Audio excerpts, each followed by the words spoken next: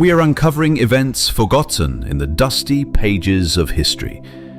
This is an audio article. What is told here are the deep traces that the past has left for the present. If you're ready, we are opening the doors of time.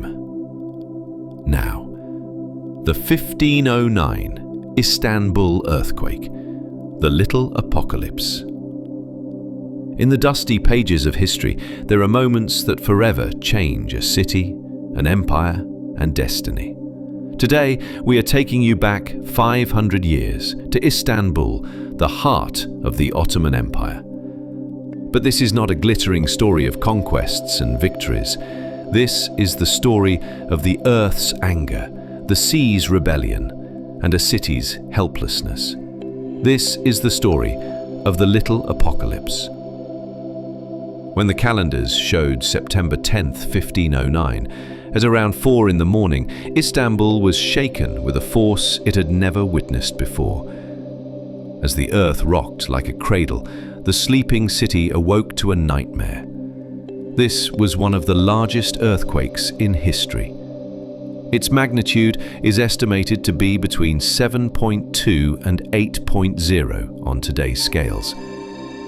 The aftershocks, which did not subside for 45 days, made the people of Istanbul think that the apocalypse had arrived. And they were not entirely wrong. The destruction was horrific. Thousands of people never woke up again. The losses were so great that some historians write of 4,000 and others of 13,000 deaths. This amounted to almost 10% of the city's population at the time. The city's symbols bowed to the ground one by one. A total of 109 mosques were razed, and the minarets of those that remained standing toppled one by one. The domes of great mosques like Fatih and Bayezid cracked. The towers of the magnificent walls protecting the city crumbled like a house of cards. But the disaster did not only come from land. After the earthquake, the waters of the Sea of Marmara receded and then returned with fury.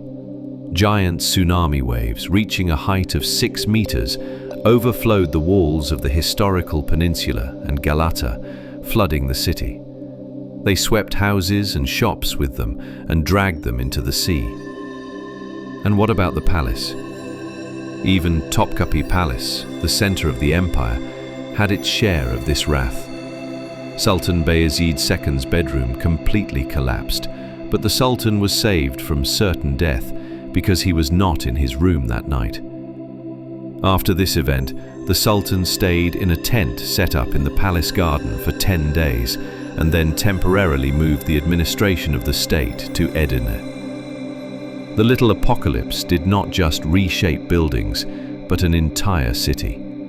After this great catastrophe, a mobilization was declared for the reconstruction of Istanbul. To make it more resistant to future tremors, emphasis was placed on building wooden structures instead of stone and adobe.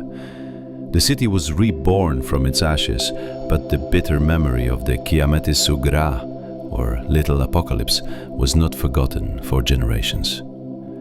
We have come to the end of another audio article. Following the traces of the past, we will meet again in the next episode.